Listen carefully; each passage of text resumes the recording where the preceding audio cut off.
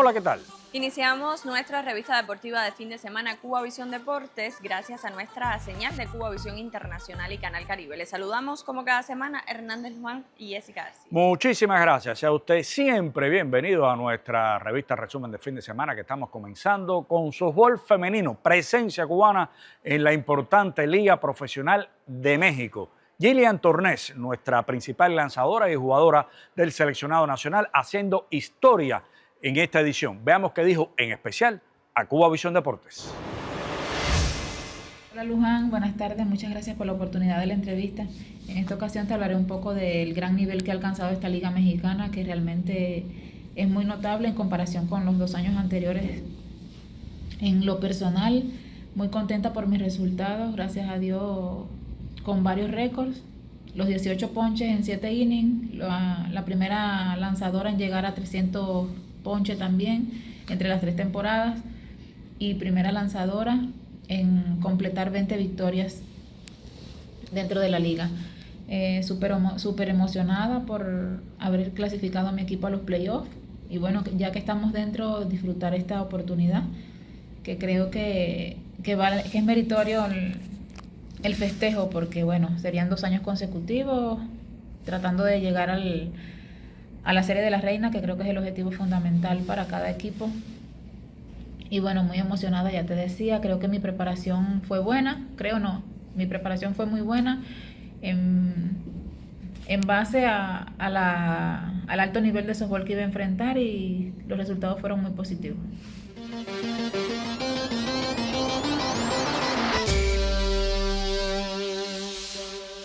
Y aquí estamos en Cuba Visión Deportes hablando de Clásico Mundial.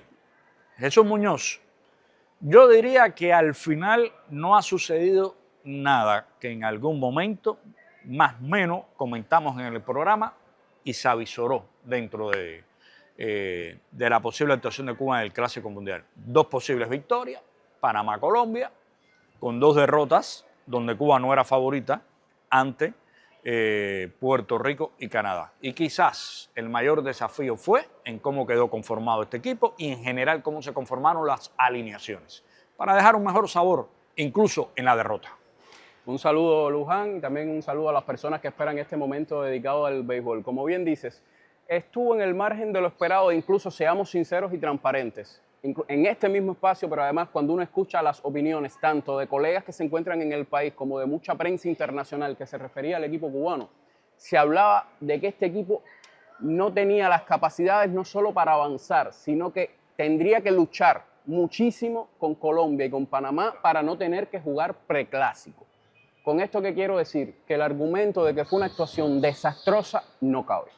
Ahora, una buena actuación tampoco lo es. Y también tenemos argumentos para defender, por supuesto, este criterio. Se logran victorias ante 2 rivales que eran los más asequibles del grupo.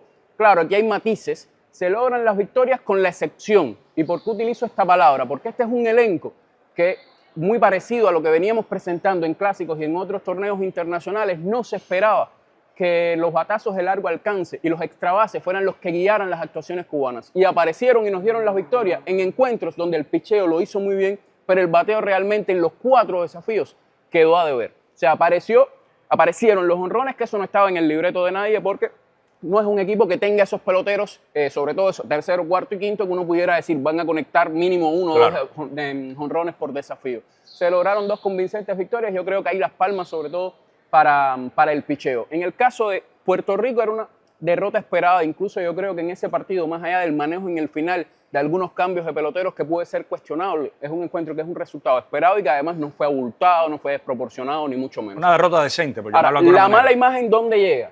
Llega en un encuentro ante los canadienses donde la derrota podía estar en las interpretaciones de la mayoría, pero no de esa manera, porque se jugó muy mal al béisbol.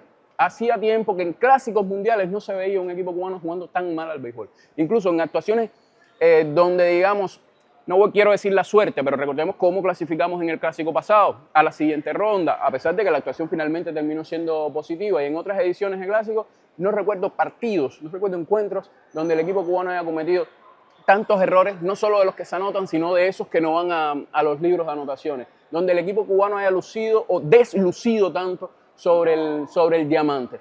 Aquí decir que Germán Mesa dice voy a correr riesgos y debilita la defensa, pero señor mío, es cierto que hablar con el libro, con el periódico bajo el brazo es fácil, pero usted durante todo el torneo no asumió riesgos, no colocó en la alineación a los peloteros que se le pedían y que podían quizás aportar. Por ejemplo, un Malcolm Núñez que prácticamente, como se dice, fue a pasear a ese torneo.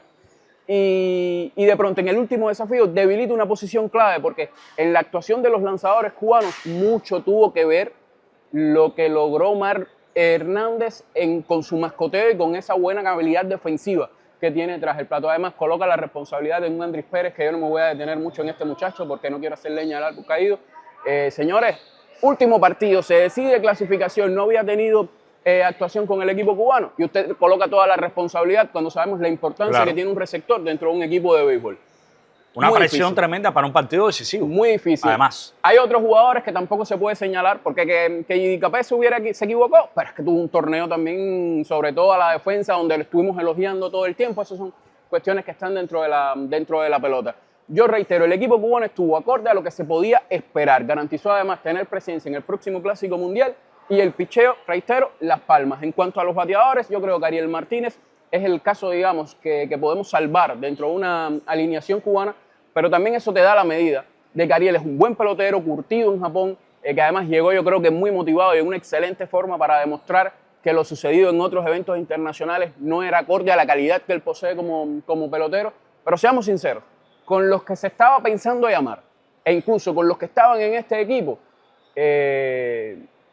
si Ariel Martínez es tercer madero de tu equipo, inamovible y el de mejor rendimiento, algo anda mal con el equipo Cuba. Claro. Porque nosotros tenemos, cuando miramos el ecosistema de peloteros cubanos en MLB, el ecosistema de peloteros cubanos en ligas menores, hay peloteros de muchísimo más caché, por llamarlo de alguna manera, pero ya sabemos que fue con lo que se pudo contar para este evento. Y se está hablando, por supuesto, de hombres que no aportaron, como en la edición anterior del Clásico, como Joan Moncada. Es cierto, en todos los clásicos Cuba tenía al menos entre 3 y 4 peloteros que promediaban más de 300, con 4 o 5 remolques, con varios batazos extra bases, y en este clásico no ocurrió. Solo Ariel Martínez puede salvarse, como bien decía. Cuba está acostumbrado a tener peloteros en el All-Star en todas las ediciones del clásico. En esta edición hay que ver si se cuela alguno del picheo, en este caso Moinelo, pero está bien difícil. O sea que yo creo que en sentido general fue una actuación muy discreta. Bateando 170, con 20 indiscutibles en 4 desafíos, usted no puede aspirar a más de lo que hizo el equipo cubano. Reitero, con la excepción que fue que los jonrones te salvaron para lograr 2 victorias. Regresamos con el Clásico Mundial en algunos minutos.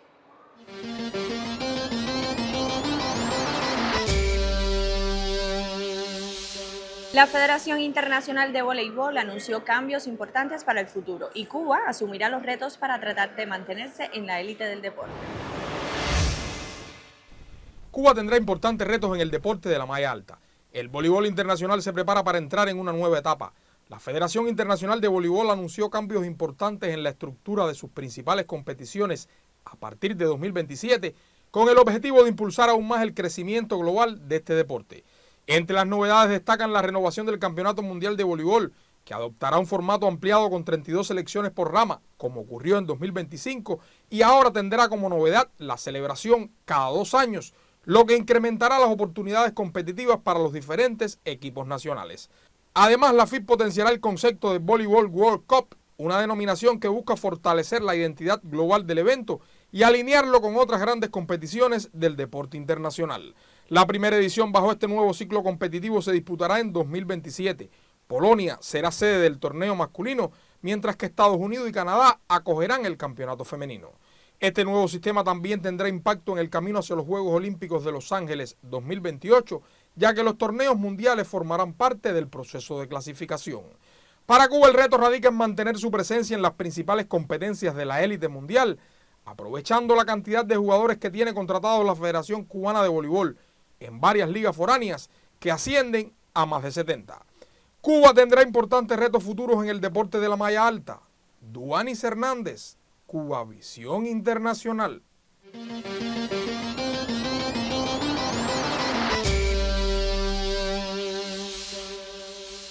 Y en Cuba Visión Deportes, el programa producido por Cuba Visión Internacional, con señal al aire por este canal, también Canal Caribe, Canal Cubano de Noticias, estamos dándole la bienvenida. Luis Alberto Izquierdo, con un tema siempre llamativo y recurrente para nuestro deporte y aficionados, el voleibol. Se va acercando los periodos competitivos de la BNL, Juegos Centroamericanos del Caribe para ambas selecciones, coincidencia de más o menos, coincidencia de calendario. ¿Qué va a pasar? ¿Cómo se ve esto a la distancia? Saludos para ti, los televidentes, y preolímpico también. Y preolímpico. Es un año muy importante para el equipo masculino, no tanto para el femenino.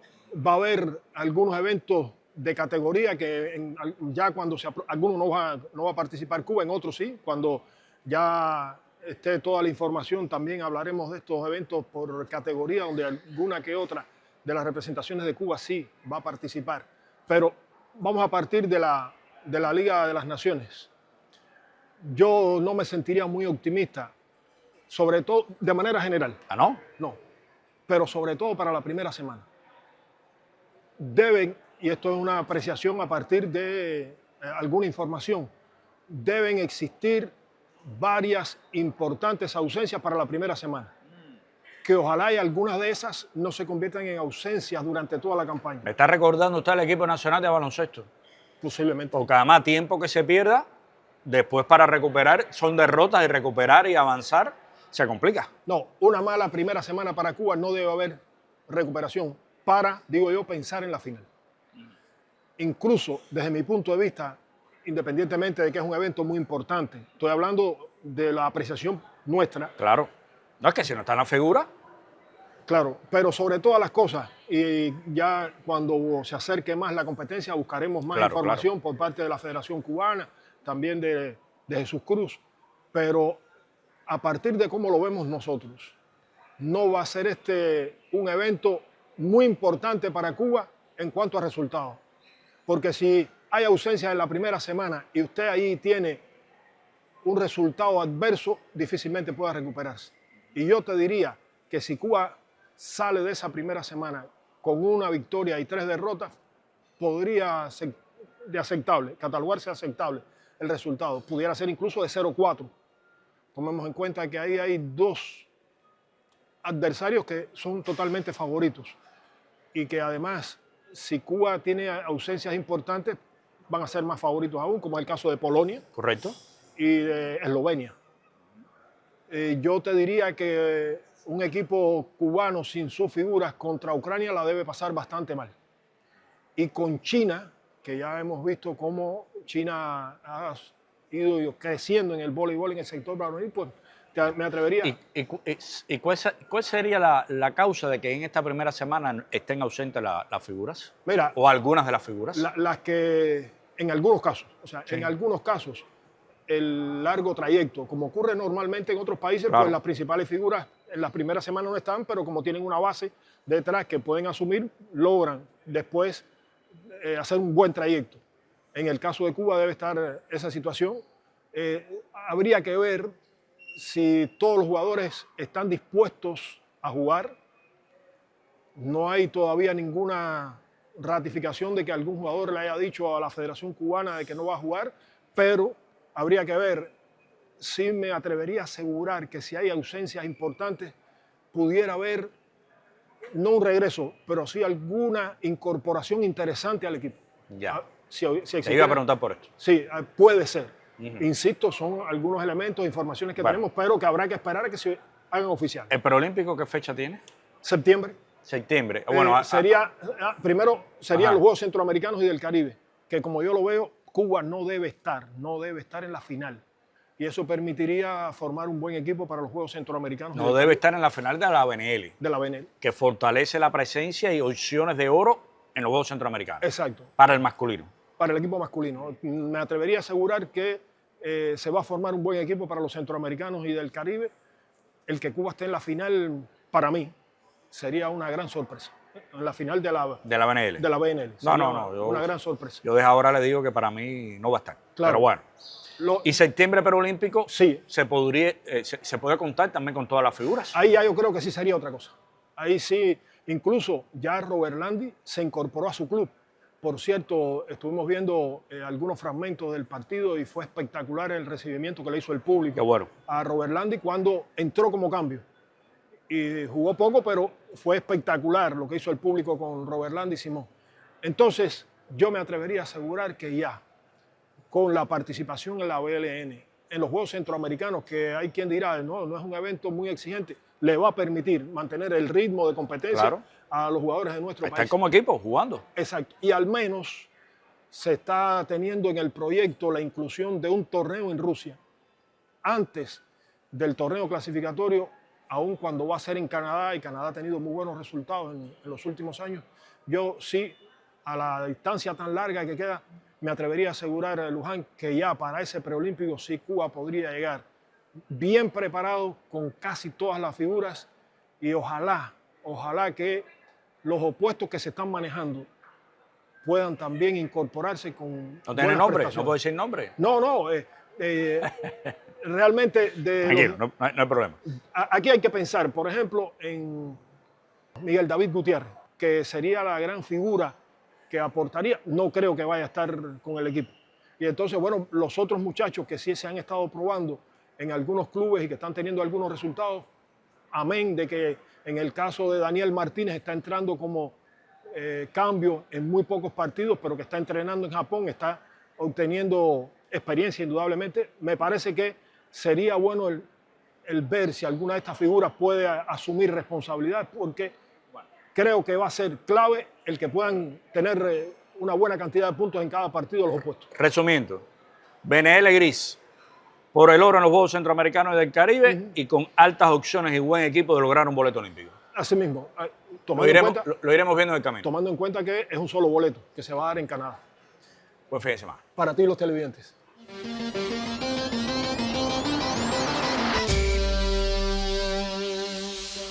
El softball cubano estará con sus 2 equipos en Santo Domingo 2026. El periodista Duanis Hernández nos informa en el siguiente trabajo sobre todos los equipos participantes y las aspiraciones de las selecciones antillanas. Cuba tendrá presencia en los 2 sexos en el softball de los Juegos Centroamericanos y del Caribe Santo Domingo 2026. La WBSC América Softball, ente rector del deporte de la bola blanda en el continente, anunció los equipos que participarán en uno y otro sexo en la justa centrocaribeña.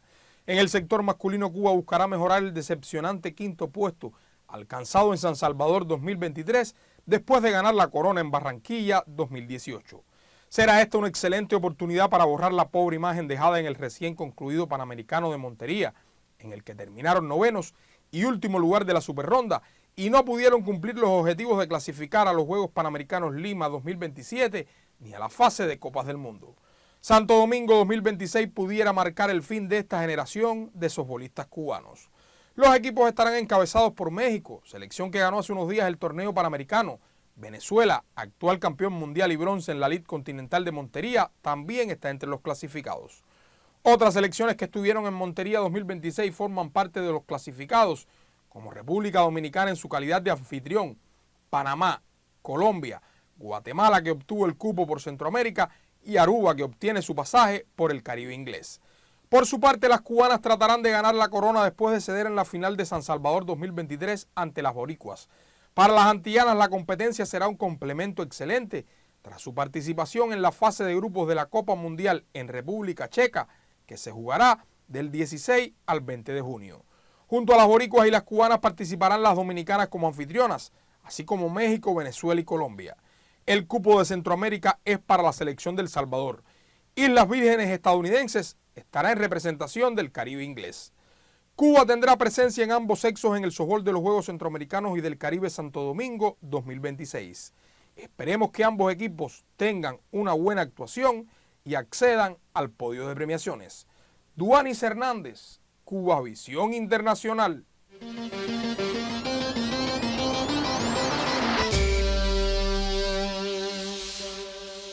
Seguimos en Cuba Visión Deportes y regresamos con el Clásico Mundial. Yo creo que había una clave.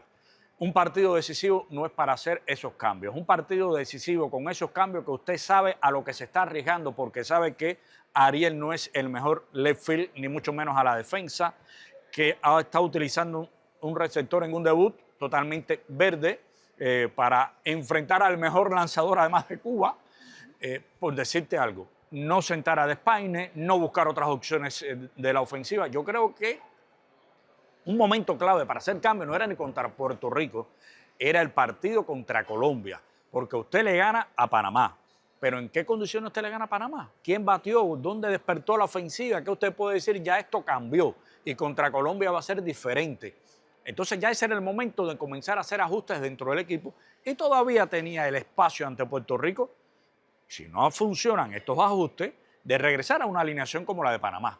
Pero no para el último partido arriesgando posiciones y jugadores que usted sabe que se la estaba jugando innecesariamente, además porque se pudieron hacer los cambios, porque Marcos Núñez pudo ser primera, por ejemplo, y usted buscar otro del field que pudo ser Alexei, por mencionarte un caso, y Omar no tenía por qué mejor cambiarlo de la receptoría y quizás llevarlo un poco más atrás en la alineación, y podía ser entonces designado Ariel y no Despaine. Es decir, que habían opciones de incluso cambios sin llegar a ese límite de riesgos, de posiciones probadas que daban ese riesgo. Hay un elemento clave que has tocado y es el caso de Despaine. Cuando usted condena la alineación a tener un pelotero como Despaine, que ha dado mucha gloria al béisbol cubano, pero que no está bien y que yo creo que en términos de selecciones nacionales ya es hora de decir adiós, y un adiós incluso que se puede hacer con todo el reconocimiento que lleva agradecido la carrera de su brillante historia. Despaine condena una alineación de un equipo. ¿Por qué? Porque usted está hablando de una alternativa de colocar a Ariel como designado, de buscar otros peloteros incluso que podían ser designados en ese equipo. Esa es una posición que si usted tiene un nombre como Alfredo Despaine y decide a priori, antes de comenzar el torneo, que es inamovible, hay muy pocas variantes para poder mover las fichas dentro de... Yo creo que ese es el aspecto clave que lastra la oportunidad de Germán de mover algunos jugadores. Habían otras oportunidades, pero con Despaine en ese line-up se te cierra el círculo de las posibilidades de mover la alineación y las diferentes posiciones de los peloteros cubanos. Otro elemento, estás hablando, fíjate, de cómo se maneja el cuerpo de dirección de cara a ese último encuentro decisivo. Y voy a una reflexión que incluso el profesor Luis Alberto Izquierdo ha colocado en este espacio. Señores, seguimos viendo selecciones nacionales cubanas en deportes colectivos donde la dirección está un paso por detrás de la calidad de peloteros que tenemos. Y lo sostengo donde quiera que me pregunten. La dirección en la mayoría de los deportes colectivos cubanos está un paso por detrás ahora mismo de la calidad de peloteros que podemos estar convocando a las diferentes selecciones nacionales. Por diferentes razones yo no creo que sea solo culpa de esas personas. Yo creo también que hay un elemento, estos peloteros se están contratando en ligas importantes, estos peloteros ya tienen un Joan Moncada en Grandes Ligas, un Yariel en Grandes Ligas, Moinelo, Raidel, Ariel Martínez en Japón, y nuestros managers no tienen habitualmente la oportunidad de curtirse en el mejor béisbol que se está jugando en estos momentos en el mundo. Y el béisbol ha cambiado. Nosotros teníamos managers antaño que tenían una sapiencia y una experiencia tremenda dirigiendo nuestros clásicos nacionales, pero era una serie nacional con una calidad que dirigir ahí ya era una carta de presentación. Y usted podía seleccionar a los managers ganadores de nuestra serie, que casi siempre eran Santiago, Pinar, Industriales, los grandes de la pelota cubana, Villa Clara, y esos managers tenían un caché, digamos, para poder... No, y una legitimidad ante los peloteros. Y acostumbrado a dirigir a grandes peloteros. Exactamente, por eso lo digo. Los equipos de Cuba del 2006, 2009, 13, etcétera, toda la mayoría de esos peloteros llegaron a grandes ligas. Son estrellas, y Cuba sin esos contratos internacionales y ese afán de temas profesionales, ¿qué actuaciones tenía? Y el otro elemento que también habla un poco en contra de lo que se anunciaba hace aproximadamente 8 o 9 meses, porque recordemos también que se demoró muchísimo el proceso de decidir el manager del equipo nacional y su colectivo técnico. Demasiado.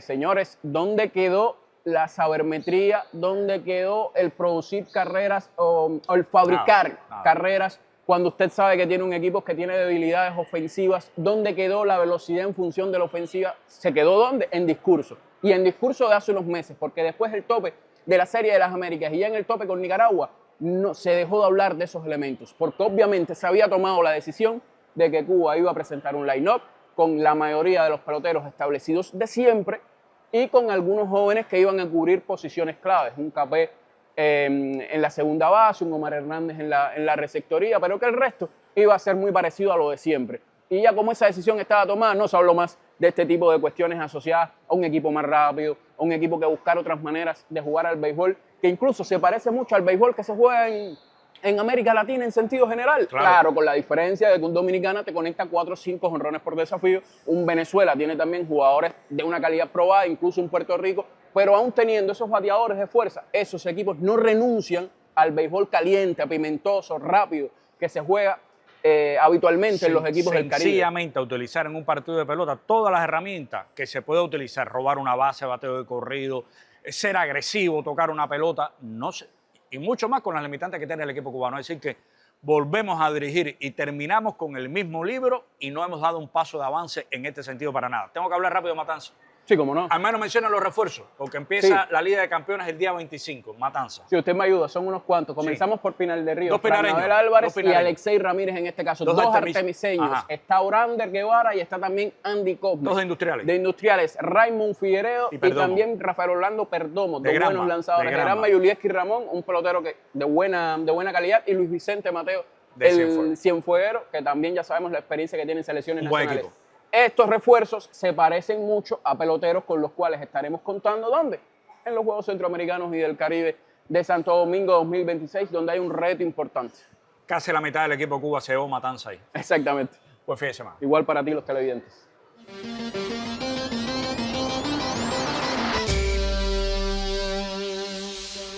Por hoy ponemos punto final a nuestra emisión deportiva de Cubavisión Internacional. Recuerde sintonizarnos la próxima semana, sábados, en nuestros horarios 12 de la madrugada, 4 de la mañana, 12 del día, 16 y 20 horas. Por Canal Caribe, 10 y 30 y 7 de la noche.